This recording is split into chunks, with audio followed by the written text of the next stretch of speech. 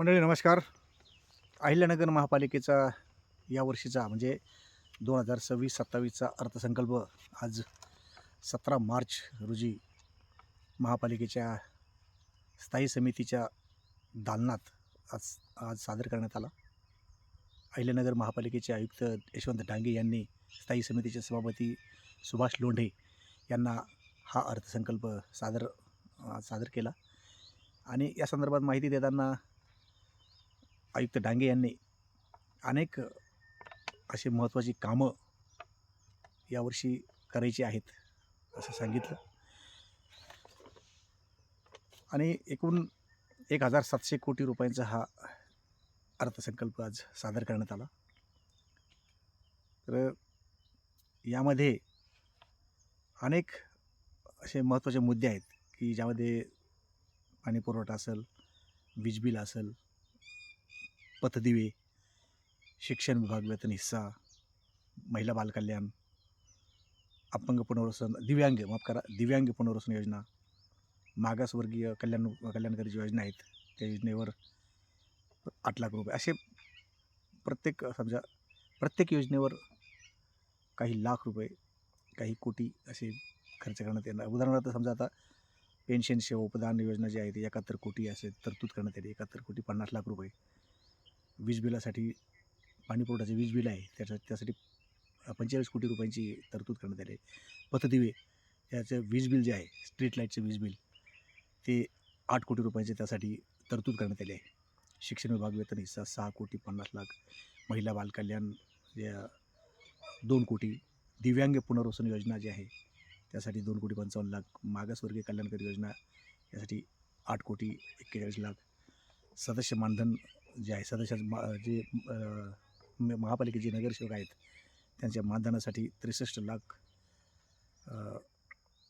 औषध उपकरणं 1 कोटी 70 लाख आणि सदस्य जे प्रभाग जे आहेत स्वेच्छानिधीचे प्रभागांचा निधी असतो त्यासाठी 9 कोटी 62 लाख, कचरा संकलन वाहतूक यावर 20 कोटी, पाणीपुरवठा साहित्य आहे त्याची खरेदी आणि दुरुस्ती यासाठी 1 कोटी 25 लाख, टँकरद्वारे पाणीपुरवठा, तुरटी ब्लिचिंग पावडर 2 कोटी 75 लाख, अशुद्ध पाणीपुरवठा 5 कोटी, अग्निशमन जे आहेत ती वाहनं खरेदी करण्यासाठी 3 कोटी, नवीन रस्ते बांधण्यासाठी 1 कोटी 50 लाख, रस्ते दुरुस्तीसाठी 1 कोटी 50 लाख, इमारत दुरुस्तीसाठी 75 लाख रुपये, शहरातले ओढे नाले साफसफाई जे आहेत त्यासाठी 55 लाख रुपये, आपत्कालीन योजना आहे ती 50 लाख, कोंडवाड्याचा खर्च जो आहे 12 लाख रुपये त्यासाठी आहे, वृक्षारोपण आणि बाकीचा जो खर्च 1 कोटी त्यासाठी तरतूद करण्यात आली आहे.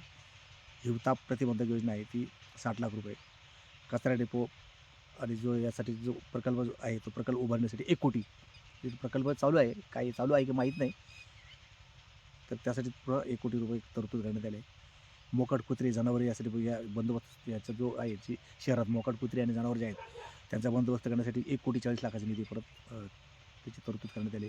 मालमत्ता सर्वेक्षण जे आहे त्यासाठी 10 कोटी, मेलेली जनावरं मृत जनावर याची विल्हेवाट लावण्यासाठी जो प्रकल्प आहे तो 55 लाख रुपये, पुतळे बसवण्यासाठी 1 कोटी, भविष्य निर्वाह निधी तूट काय 1 कोटी, बेवारस प्रेत विल्हेवाट 25 लाख, उद्यान दुरुस्ती 20 लाख आणि असा जो खर्च आहे इतर असे जे बऱ्याचशा जे बाकी इतर बाबी आहेत त्यावर हा खर्च केला जाणार आहे. चांगले रस्ते देण्याचं मूलभूत जे नागरिकांना इथल्या या शहरातल्या नागरिकांना चांगले रस्ते, मूलभूत आरोग्य सुविधा, पथदिवे, शुद्ध हवा, मुबलक पाणी, निरोगी आरोग्य अशा चांगल्या दर्जाच्या सेवा देण्यासाठी महापालिका बांधील आहे असं आयुक्तांचं म्हणणं आहे. प्रश्न असा आहे की यामध्ये अनेक ज्या खर्चाची तरतूद करण्यात आली आहे वेगवेगळ्या मुद्द्यांवर, वेगवेगळ्या महत्त्वाच्या बाबींवर, तर त्यानुसार तो खर्च होतो का?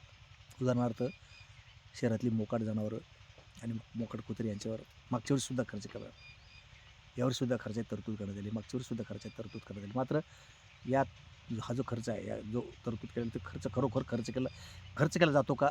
आणि त्यानुसार त्या खर्चातून जी दर्जेदार जी कामं आहेत अपेक्षा जी आहे कामाची, चांगल्या कामाची ती कामं होतात का? हाच खरा प्रश्न आहे. आता बरेचसे मुद्दे यामध्ये आहेत.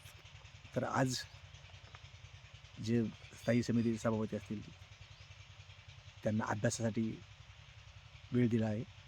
आज ते अभ्यास करतील या अर्थसंकल्पावर आणि उद्या म्हणजे 18 मार्च रोजी दुपारी 1 वाजता महापालिकेच्या सभागृहात त्यावर चर्चा होईल असं सांगण्यात आलं.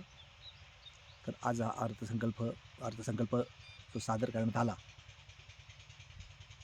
त्यावर नगरसेवकांची त्या स्थायी समितीच्या जे सदस्य आहेत किंवा एकूण महापौर, उपमहापौर आणि बाकीचे सगळे नगरसेवक यांची जी काही मतमतांतर आहेत ती उद्या आपल्याला निश्चित समजणार आहेत. आणि त्यानंतर तुमची काय मतं आहेत, म्हणजे एक नगरकर म्हणून तुमची काय मतं आहेत, तुमच्या काय प्रतिक्रिया आहेत, त्या उद्याच्या सभेनंतर आम्हाला अपेक्षित आहेत. या ठिकाणी अशी आशा व्यक्त करतो की आपल्या प्रतिक्रिया या अर्थसंकल्पावर नक्कीच आम्हाला मिळतील अशी पुन्हा एकदा अपेक्षा व्यक्त करतो आणि या ठिकाणी थांबतो. धन्यवाद.